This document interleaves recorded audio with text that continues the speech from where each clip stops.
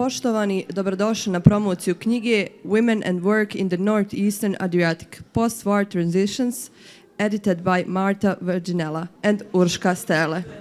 Učesnici su Marta Verginella, Urška Strle i Amir Duranović. Zahvaljujem.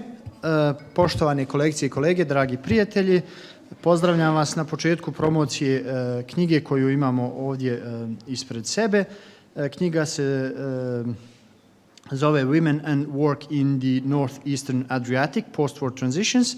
S nama su urednice moje drage kolegice Marta Verginella i Urška Strle.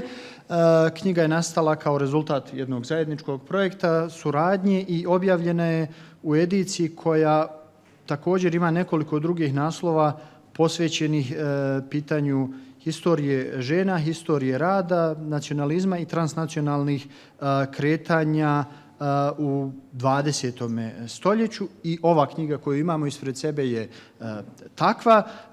Već 2 dana ili 3 već na History Festu razgovaramo o različitim formatima i načinima na koji se može govoriti i prezentirati povijest.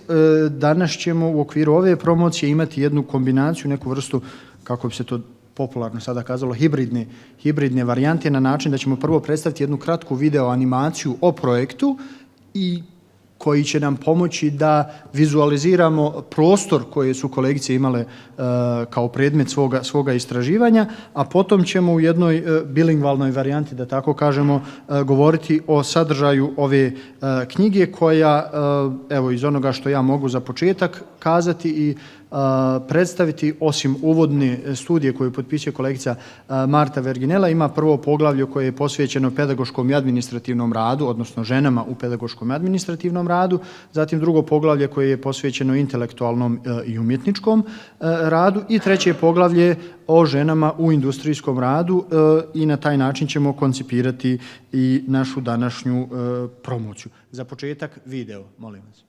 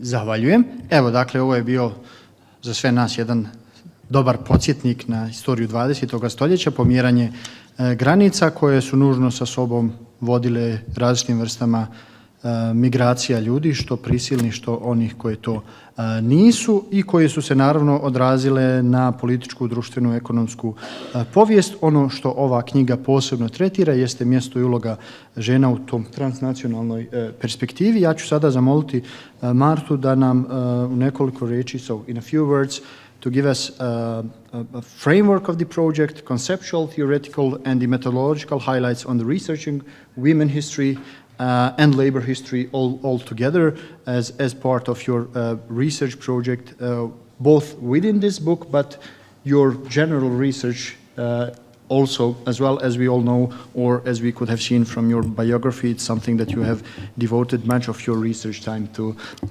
both labor and women history. Please. Hvala, Amir. Thank you, Amir, for this short presentation, to also this introduction. And I thank also the organizers for this opportunity to present our book and in partially also our project. This book was project and thought out in the context of the IRC project, Irene, with the title Postwar Transitions in Gender Perspective, the Case of the Northeastern Adriatic Region, and for this reason also this short presentation. And this project was directed by me in between 2018 and 2023 and was realized with a very international team composed by Slovenian researchers, Italian researchers, Croatian researchers, also with one Serbian researcher, and I think Austrian, yes, I mentioned all.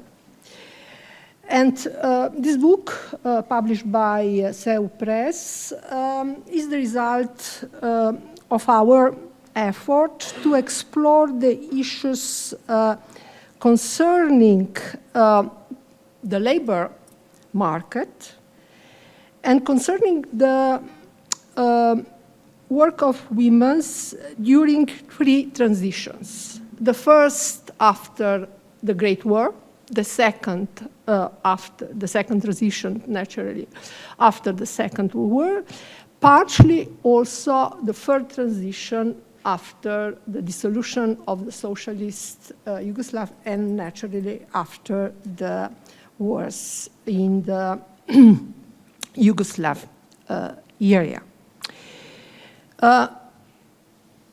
Our first goal has been to include women in the treatment of post-war period and transition, because we found a big lack in the historiography. We found a big lack, especially in the big synthesis of the post-war periods in the European context.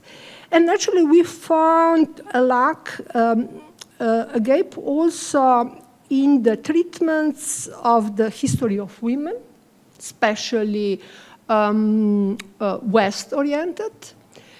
And we found this lack concerning the North Adriatic area also in the studies of history of women work. And as I mentioned, this was for us the first goal to filling this gap. The second, our aim was to intensify the comparativeness. And for this reason, we use the concept of longue durée histoire, because for us it was very important to detect the sphere of continuity and the sphere of discontinuity in many different fields of labor, of works. We analyzed specifically the women's employment in education, in the sector of civil services, in the intellectual and artistic spheres, and especially in the sphere of industry. The focus was, in our book, specifically the textile and tobacco factories. One another big question which was in our focus was the conciliation between the productive and reproductive work, or between the private and public sphere, and also between the public, professional, and also political sphere. For this reason, we analyzed the interweaving between class and education, but a big attention was directed also on the dynamics between the center and peripheries, because if we analyze the urban center as Ljubljana, we found a very different situation in the labor market as we directed the gaze on the periphery, as Istria or, I don't know, the Soča, Isonzo Valley, or Carinthia. So we are very careful to analyze this relationship between the center and the periphery of all these states, because naturally we followed the changes in the context of Italy labor market, Austrian labor market, Yugoslav labor market, and for this reason it was very important to distinguish the periphery from the center of the states. Which type of sources we used? Very different sources. Naturally, the official sources produced by the state, administration, and so on. But we used a lot also of autobiographical documents, oral testimonies. We use also the approach of the oral history, and still biographical and microhistorical approach. So the intent was to mix very different sources and very different approaches. The pioneering results of the book, naturally in my view, was especially the transnational approach. Because we know in this area, we have a lot historiographical national production. So the historiographies are nationally oriented, generally. And for this reason, for us, it was very important to improve the transnational view. After I want mention what was this transnational approach in the context of the study of teachers. One example. The attempt was to compare female professions during different transitions, as explained before, and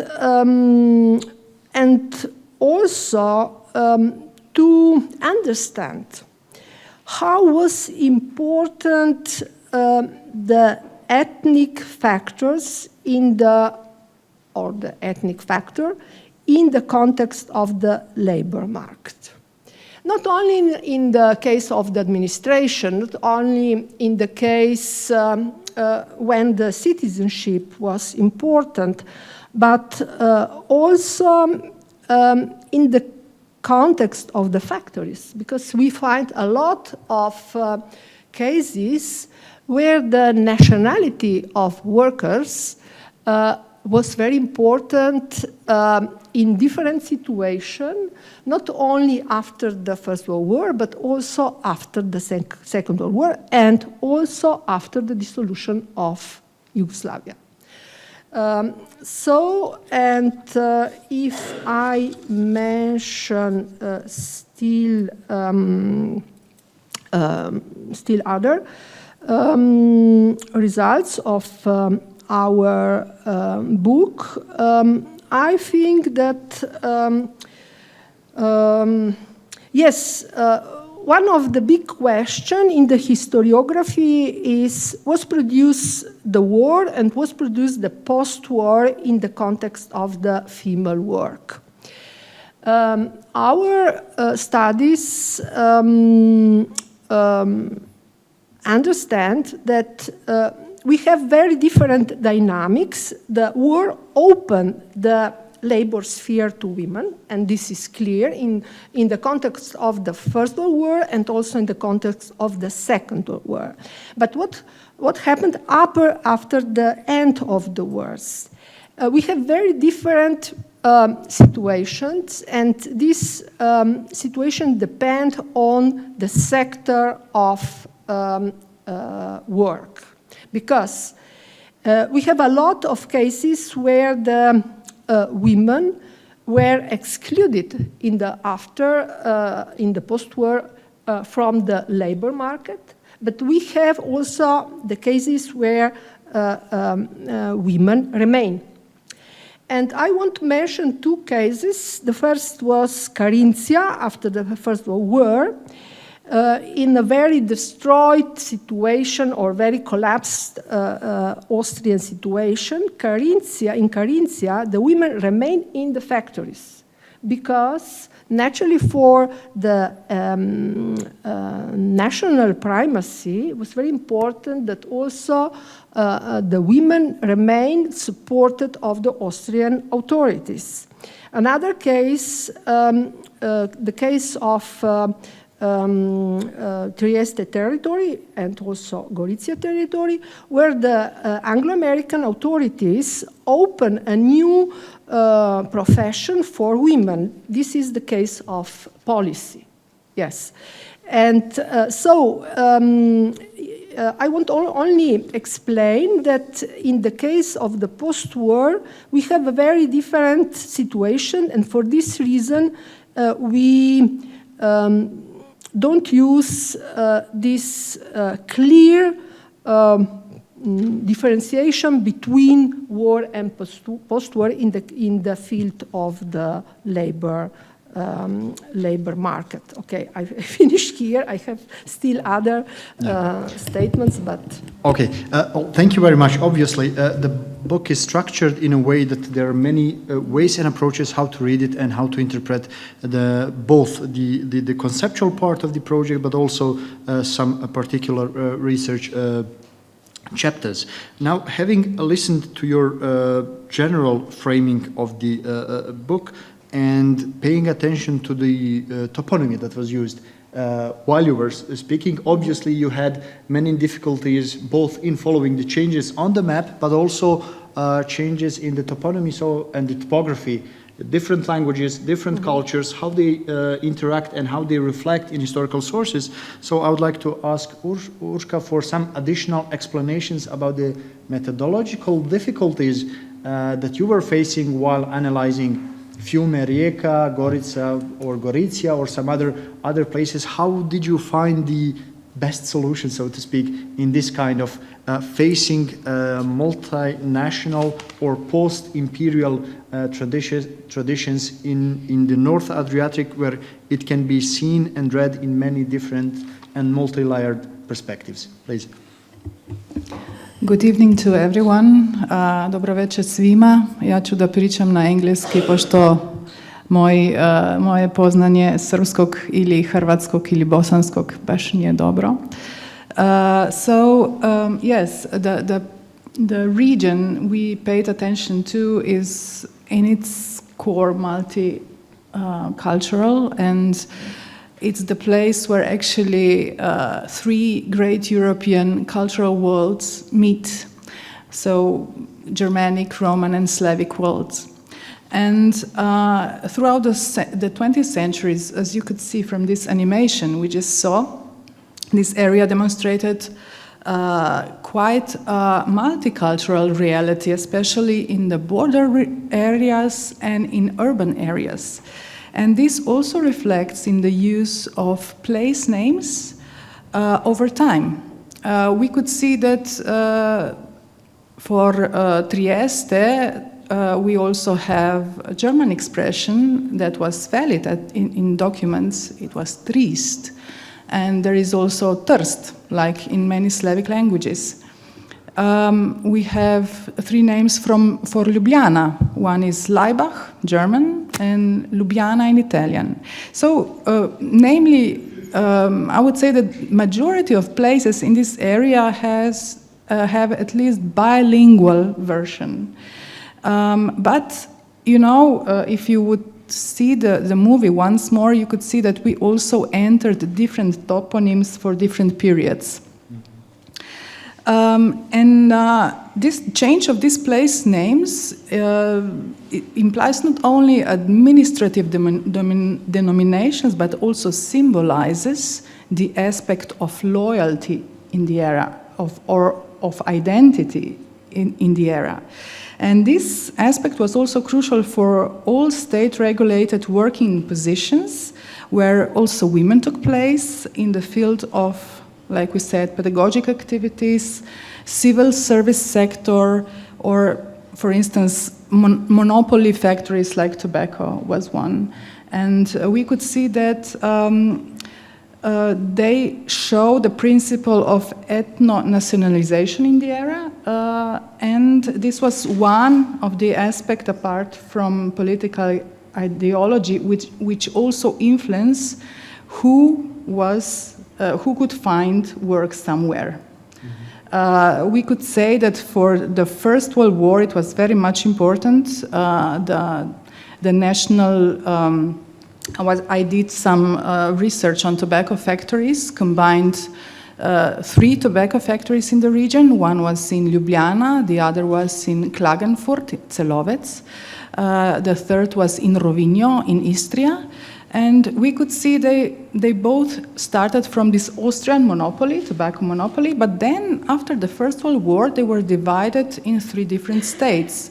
Rovin became Rovinjo, it became part of Italy, Ljubljana became part of Yugoslavia, and Klagenfurt remained in Austria.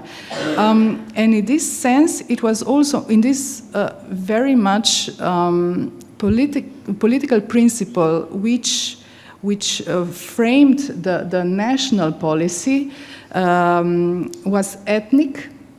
And also this aspect served as a tool as an employment policy, so to speak. For instance, in Ljubljana, a lot of German-speaking or pro-German or pro-Habsburg workers were fired. The same happened in Klagenfurt, where in light of all these national tensions, Slovenian workers were not very favored to work there. And also in Rovinjo, there was a tendency to employ pro-Italian workers. So this is actually why we remain sensitive to this multilingual toponyms, which tell more than just change of names. Okay, thank you very much. Obviously, something that we all have to pay attention to while doing research, something especially in the areas of Europe or outside of Europe as well, when you face a truly, as you said, multicultural areas or areas that have multi-layered histories. Now let's focus more on particular cases of your research, and I would like to ask Marta to give us some kind of overview of your particular research about women as teachers, and please, for the sake of the program itself, just mind the time. Yes, Thank you. Yes, yes. Now I will very schematic. The title of this my research or this my chapter is Female Teachers, the Fairy Women of Transnational Education. Why this title? Because I found a lot of similarities in very different national contexts and also state contexts, analyze the teachers, especially the female teachers. Naturally, the education sector was one of the crucial transitional sector. All state or all transnational policy dedicated a lot of attention of the schooling, especially of the teacher schooling. It's very interesting that the Italian authorities, after the First World War, closed the Slovene, very quickly, the Slovene school for teachers, and this happened also. That happened also after the Second World War in Istria, and similar situation we find also in Styria after the First World War. So this is one of interesting element.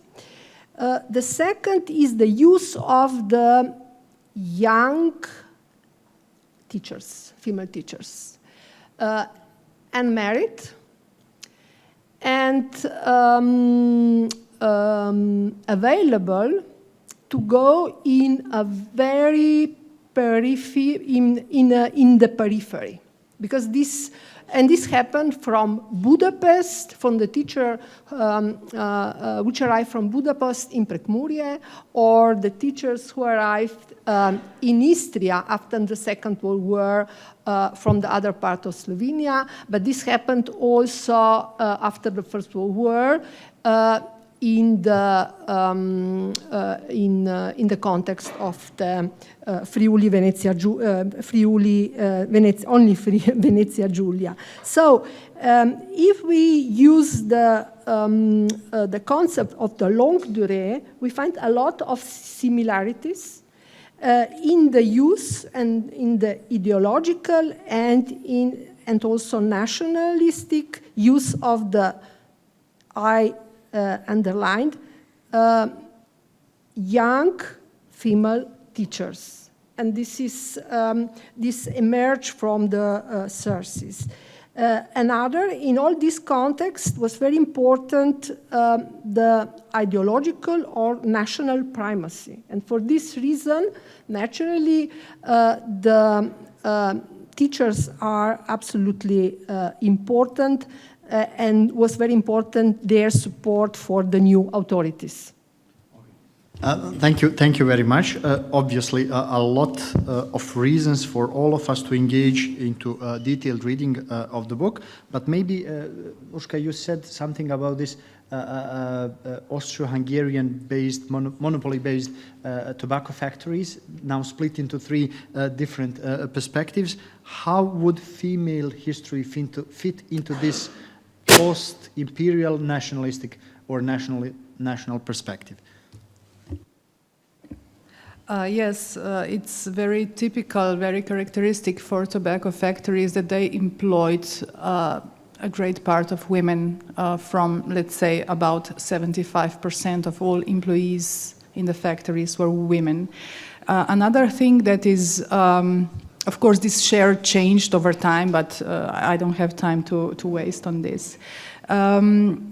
What is very important with tobacco factories is that they were, for most of the time, state-owned. And that means that they were kind of a reflection of state policies towards women and towards the workforce. And what is even more interesting for us historians, tobacco factories had a rather long tradition of making tobacco products. There is also one very famous tobacco factory here in Sarajevo, just close to the building where we are. I mean, it was, and then it moved, yes. In Marin Dvor, it was the first factory, and then it moved to Profalici. Yeah. So, for tobacco factories, it's very interesting because there was a network of tobacco factories which Austro-Hungarian Empire built in order to make underdeveloped towns more developed. Because it meant, in contrast to Italy or Germany, where tobacco factories were built in bigger cities, in Habsburg monarchy, tobacco factories were built in developed towns, like small town Ljubljana, Rovinj, which only had several thousand of people, Klagenfurt, and many other. It has about 30, Austrian monopoly had about 30 factories under its monopoly. There were 4 additional in Bosnia, but it was a separate field. It was not under the yeah. I'm sorry, it's really complicated, but what I wanted to say, that we can, through this long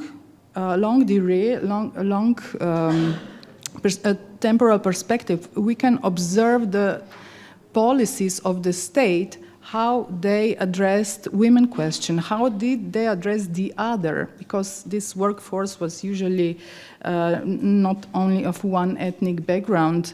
But we also found that, of course, it's not only ethnicity or ideology that matters, it was also generation, it was also social status, it was education that mattered in this area. And in this case, I would only say that different temporal frameworks, different very diverse policies over these tobacco workers. We could see that, for instance, in Austrian case, there was a huge growth of women emancipation movement as well as workers' movement. Whereas when Ljubljana tobacco factory came under Yugoslavia, it was a completely different tradition. In contrast to Yugoslavia, in Austria, we gained basic political and social rights, whereas in Yugoslavia, it was completely different. In the kingdom of Yugoslavia, it's completely different picture, image.